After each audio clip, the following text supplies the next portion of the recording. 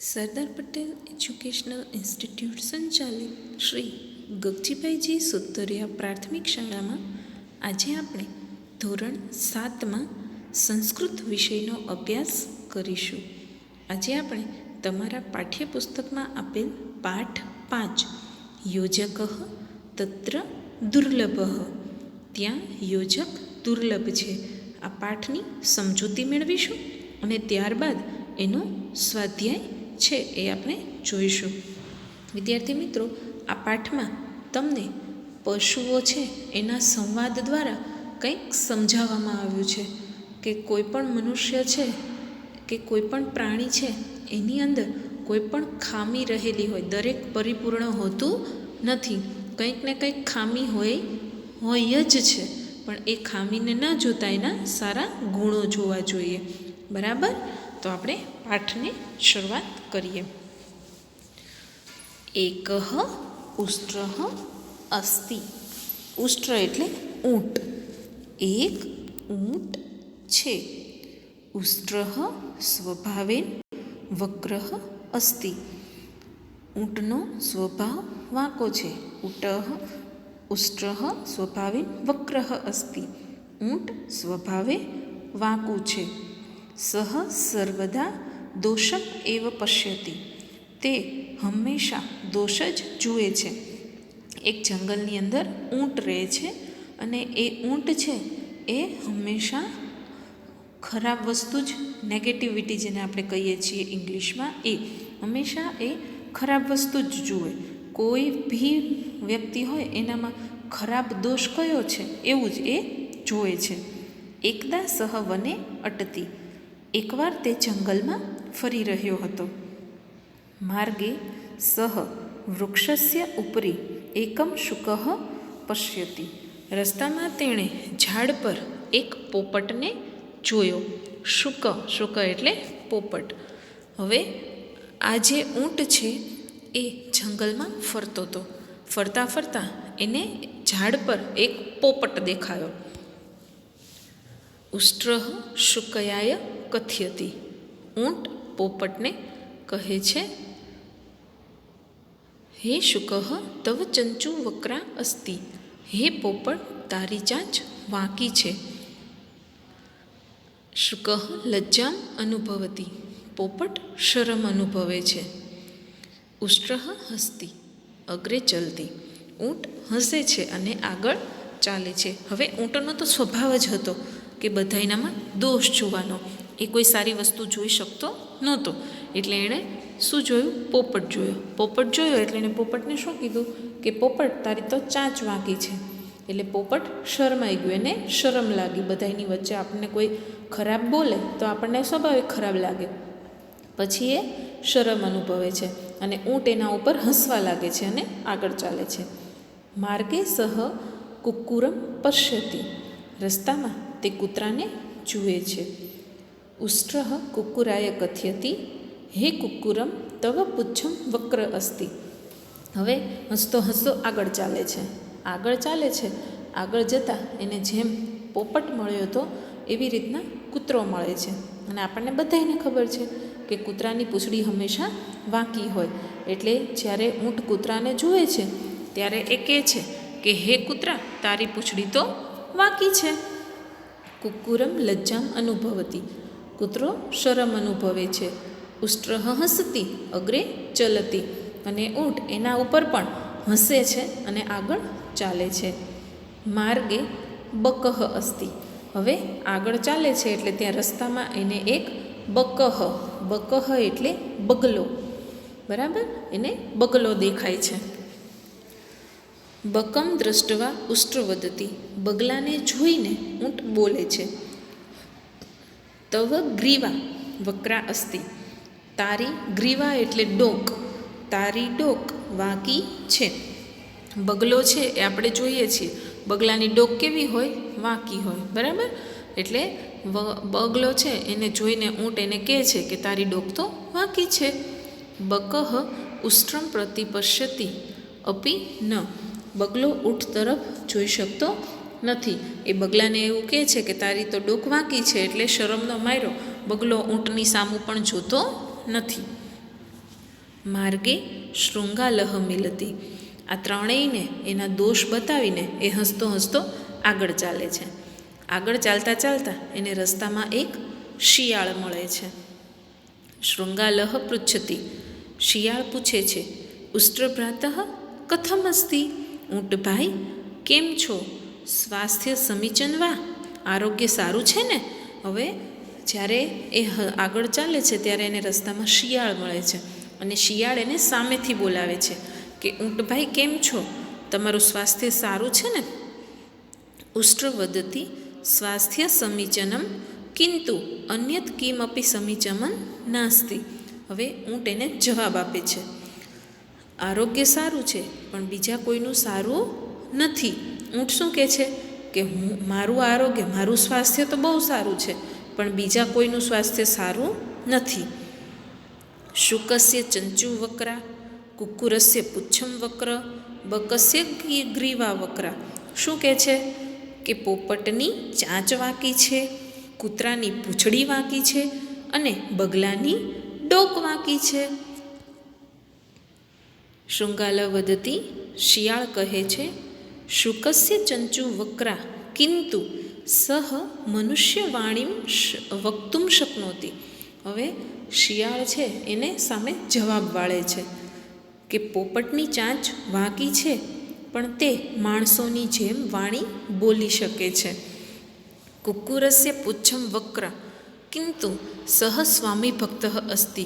કૂતરાની પૂંછડી વાંકી છે પણ તે તેના માલિક પ્રત્યે વફાદાર છે. આપણને બધાને ખબર છે કે ઈશ્વરે મનુષ્ય જેવી વાણી બોલવાની કોઈને શક્તિ આપી હોય તો એ પોપટ છે અને વફાદારી જો કોઈને આપી હોય તો એ કૂતરાને છે. કૂતરો વફાદાર છે અને પોપટ છે એની ચાંચ ભલે વાંકી છે પણ એ મનુષ્ય જેવા અવાજમાં બોલી શકે છે. બકસ્ય ગ્રીવા વક્રા કિંતુ તસ્ય એકાગ્રતા પ્રચલિતા. બગલાની ડોક વાંકી છે પણ તેનું એકાગ્રતાપણું પ્રસિદ્ધ છે. બગલો છે એ ખૂબ જ એકાગ્ર હોય, એને પાણી, વહેતું પાણી હોય એમાંથી નહીં એ માછલીને પકડી પાડે છે. માછલી તો કેટલી ચંચળ હોય પણ એ એકાગ્ર એટલો હોય છે કે એમાં વહેતા પાણીમાંથી નહીં એ માછલી પકડી લે છે. એટલે જ્યારે ઊંટ આ બધા પશુઓ પક્ષીઓની ખરાબ વસ્તુઓ જ્યારે શિયાળને કહે છે કે આનામાં તો આ દોષ છે, આનામાં આ દોષ છે, ત્યારે શિયાળ ખૂબ જ ચતુરાઈપૂર્વક એને જવાબ આપે છે કે આ બધાયમાં ખરાબ બાબતો છે પણ બધાયની એક સારી બાબત પણ છે. ભવતઃ સર્વાણી અંગાણી વક્રાણી સંતિ કિંતુ ભવાન મરુભૂમ્યઃ નૃપઃ અસ્તિ.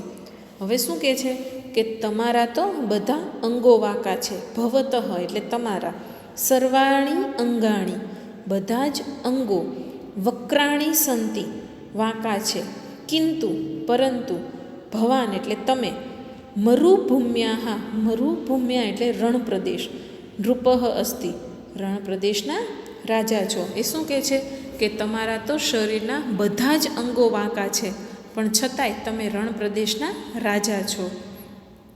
અપિચ તેષામ ચંચો પુચ્છસ્ય ગ્રીવાયાહ ચ પ્રયોજનમ અસ્તિ નિરર્થકમ નાસ્તિ.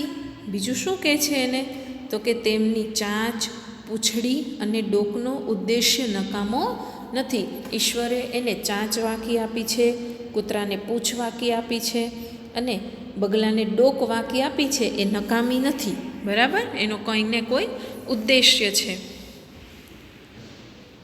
અમંત્ર અક્ષરમ નાસ્તિ, નાસ્તિ મૂલમ નૌષધમ, અયોગ્ય પુરુષો નાસ્તિ, યોજકસ્તત્ર દુર્લભમ.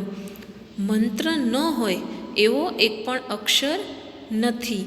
કોઈ પણ મંત્ર આપણે બોલીએ, બરાબર, તો એમાં અક્ષર તો હોવાનો જ. મંત્ર ન હોય એવો એક પણ અક્ષર નથી. ઔષધ ન હોય એવું એક પણ મૂળ નથી. અયોગ્ય હોય એવો કોઈ પુરુષ નથી. તેને ઓળખનાર યોજક મળવો મુશ્કેલ છે. એટલે આ પાઠમાં કહેવા શું માંગે છે તો કે કોઈ પણ પ્રાણી, પશુ, પક્ષી, મનુષ્ય કોઈ પણ હોય એનામાં ખરાબ વસ્તુ રહેલી હોય તો સામે સારી પણ રહેલી હોય. એટલે કોઈ પણ નકામું હોતું નથી.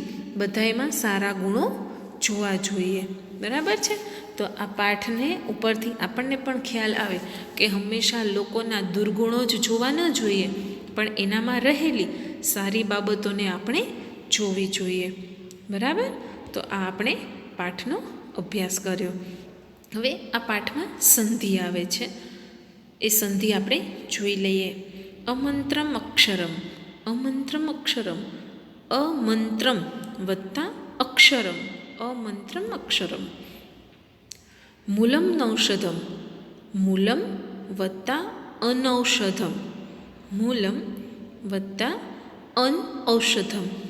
યોજકસ્તત્ર. યોજક વત્તા તત્ર. હવે જોઈએ સ્વાધ્યાય. આપણે પાઠની સમજૂતી મેળવી. હવે એના પરથી આપણે પાઠ્યપુસ્તકમાં આપેલ સ્વાધ્યાય સમજીએ. પ્રશ્ન 1. નીચેના શબ્દોનું મોટેથી ઉચ્ચારણ કરો. મારી સાથે આ શબ્દો તમારે બોલવાના છે અને પાકી નોટમાં લખવાના છે. ઉષ્ટ્ર ભ્રાતઃ. ઉષ્ટ્ર ભ્રાતઃ. વક્રઃ. ચંચુ. ચંચુ. લજ્જા. લજ્જા. પુચ્છમ. પુચ્છમ. દ્રષ્ટવા. દ્રષ્ટવા. સ્વાસ્થ્યમ. સ્વાસ્થ્યમ. ગ્રીવા. ગ્રીવા. શક્નોતિ. શક્નોતિ.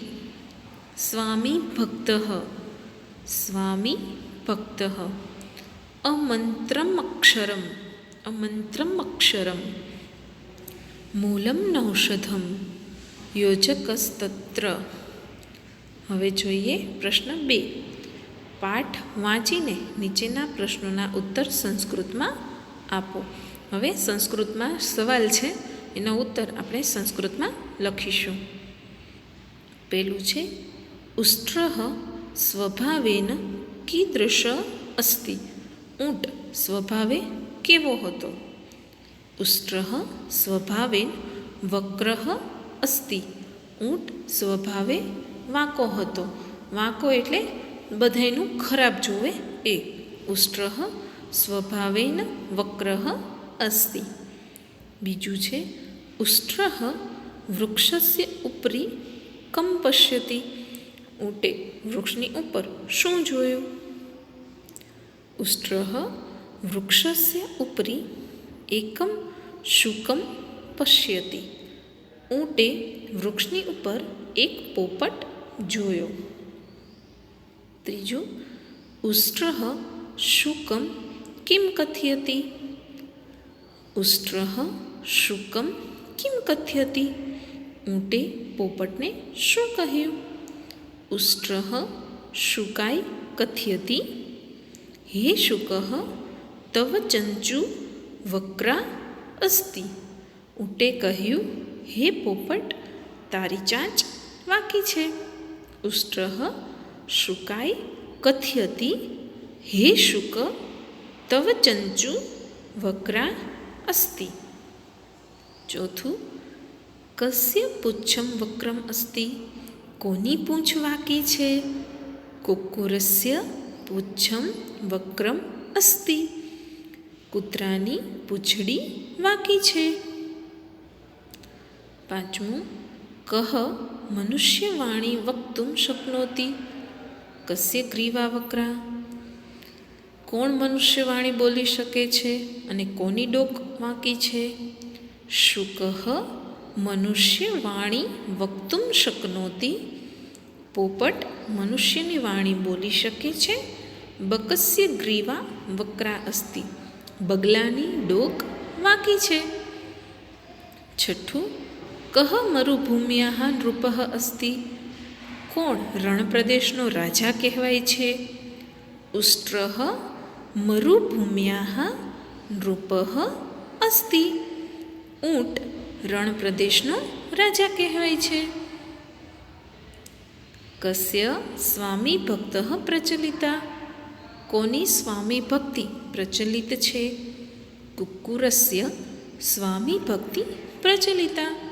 કૂતરાની સ્વામી ભક્તિ એટલે કે વફાદારી, કૂતરાની વફાદારી પ્રચલિત છે. હવે જોઈએ પ્રશ્ન 3. નીચેના આપેલા વિધાનો સામે પાઠને આધારે સાચું હોય તો આમ, આમ એટલે હા, અને ખોટું હોય તો ન, ન એટલે નથી લખવાનું છે. આપણે જે ખરા ખોટા કહીએ છીએ એ સાચું ખોટું કરવાનું છે. શુકઃ સ્વભાવેન વક્ર અસ્તિ. પોપટ સ્વભાવે વાંકો હોય છે તો ખોટું છે. ઊંટ સ્વભાવે વાંકો હતો, શુકઃ નહોતો, એટલે ન, નથી. બીજું, શુકસ્ય ચંચુ વક્રા અસ્તિ. પોપટની ચાંચ વાંકી છે તો એ સાચું વાક્ય છે એટલે આમ. ત્રીજું, બકઃ મનુષ્યવાણી વક્તુમ શક્નોતિ. બગલો મનુષ્યની વાણી બોલી શકે છે તો આ વિધાન ખોટું છે. બગલો મનુષ્યની વાણી બોલી ન શકે, પોપટ બોલી શકે, એટલે વિધાન ખોટું છે તો ત્યાં આવશે ન. ચોથું, શુકસ્ય એકાગ્રતા પ્રચલિતા અસ્તિ. પોપટની એકાગ્રતા પ્રચલિત છે તો આ વાક્ય ખોટું છે. એકાગ્ર કોણ હોય છે તો કે બગલો, બગલાની એકાગ્રતા પ્રચલિત છે એટલે વિધાન ખોટું છે તો જવાબમાં આવશે ન. પાંચમું, ઉષ્ટ્રઃ મરુભૂમ્યાઃ નૃપઃ અસ્તિ. ઊંટ રણ પ્રદેશનો રાજા કહેવાય છે તો આ વિધાન સાચું છે એટલે ત્યાં લખવાનું આમ. હવે જોઈએ પ્રશ્ન 4. કોષ્ટકમાં આપેલ શબ્દોનો યોગ્ય ઉપયોગ કરી વાક્ય બનાવો. કોષ્ટક આપેલું છે અને વાક્ય આપેલા છે. એ કોષ્ટક, ત્રણેય કોષ્ટકમાંથી એક એક શબ્દ લઈને આપણે વાક્ય બનાવીશું. પહેલું છે શુકઃ લજ્જામ અનુભવતી. શુકઃ લજ્જામ અનુભવતી. બીજું, અહમ મોદકમ ખાદામિ. ત્રીજું, કિશનઃ જલમ પીબતી. ચોથું, માલા પુસ્તકમ પઠતી. પાંચમું, શુકઃ જલમ પીબતી. છઠ્ઠું, માલા જલમ પીબતી. સાતમું, કિશનઃ પુસ્તકમ પઠતી. અને છેલ્લું, ઉષ્ટ્રઃ જલમ પીબતી. હવે પ્રશ્ન 5. એમાં પ્રશ્ન 5માં આપણે ઉદાહરણ આપેલું છે. એ ઉદાહરણ પ્રમાણે આપણે વાક્ય બનાવવાનું છે. બરાબર? જુઓ, શક્તિમાન તો વિરાજઃ કૃશઃ કિંતુ શક્તિમાન અસ્તિ. વિરાજ છે એ નબળો છે પણ શક્તિમાન છે. તો આપણને પહેલું આપેલું છે નિર્ભયા. બરાબર? તો નિર્ભયા ઉપરથી આપણે વાક્ય બનાવીશું. અમિતા શિશુઃ કિંતુ નિર્ભયા અસ્તિ. અમિતા બાળક છે પણ નિર્ભય છે એટલે કે નીડર છે. બીજું, ગુણકારી. નીમવૃક્ષ તિક્તઃ કિંતુ ગુણકારી અસ્તિ. નીમવૃક્ષ એટલે લીમડાનું ઝાડ, તિક્ત એટલે કડવો, લીમડો કડવો છે પરંતુ ગુણકારી છે. ત્રીજું, સ્વચ્છ. રુગ્ણાલય લઘુઃ કિંતુ સ્વચ્છ અસ્તિ. રુગ્ણાલય એટલે દવાખાનું, હોસ્પિટલ. દવાખાનું નાનું છે પણ સ્વચ્છ છે. રમણીય. પર્વતઃ દૂરે કિંતુ રમણીય અસ્તિ. પર્વત એટલે કે ડુંગર, પર્વત દૂર છે પણ રમણીય છે. પાંચમું, મધુભાષી. કોકિલઃ કૃષ્ણઃ કિંતુ મધુભાષી અસ્તિ. કોયલ કાળી છે પણ મીઠું બોલનારી છે. હવે પ્રશ્ન 6. ઉદાહરણ મુજબ વિધાન બનાવો. તો એષઃ બકઃ, તો કૌંસમાં એકાગ્રતા આપેલું છે તો એકાગ્રતાનો ઉપયોગ કરીને આપણે વાક્ય બનાવવાનું છે. એષઃ બકઃ તસ્ય એકાગ્રતા પ્રચલિતા. આ બગલો છે તેની એકાગ્રતા ખૂબ જ પ્રચલિત છે. એષઃ શુકઃ, તો સ્વામી ભક્ત એ કૌંસમાં આપેલું છે. બરાબર? તો એની સ્વામી ભક્તિ પ્રચલિત છે એવું આપણે વાક્ય બનાવીએ. એષઃ શુકઃ તસ્ય સ્વામી ભક્તિ પ્રચલિતા. બીજું એષઃ કુક્કુરઃ, તો સ્વામી ભક્તિ. એષઃ કુક્કુરઃ તસ્ય સ્વામી ભક્તિ પ્રચલિતા. સહ રાષ્ટ્રપિતા સંકલ્પ શક્તિ. સહ રાષ્ટ્રપિતા તસ્ય સંકલ્પ શક્તિ પ્રચલિતા. ચોથું સહ શિક્ષક, તો કાર્યનિષ્ઠા. સહ શિક્ષક તસ્ય કાર્યનિષ્ઠા પ્રચલિતા. પાંચમું સહ છાત્રાલય અને વ્યવસ્થા. સહ છાત્રાલય તસ્ય વ્યવસ્થા પ્રચલિતા. હવે આજે આપણે જે પાઠની સમજૂતી મેળવી એ પાઠનું સંસ્કૃત અને એની સાથે એનું ગુજરાતી, બરાબર. સંસ્કૃત લખી નીચે ગુજરાતી લખવાનું, અને એ ભાષાંતર લખ્યા પછી આપણે જે આ પાઠ ભણ્યા છીએ એ સંસ્કૃતના પાઠનું ભાષાંતર કરી સ્વાધ્યાય પણ કરવાનો છે. એટલે કે સ્વાધ્યાય છે એ તમારે ભાષાંતર લખાઈ ગયા પછી પાકી નોટમાં લખવાનું છે.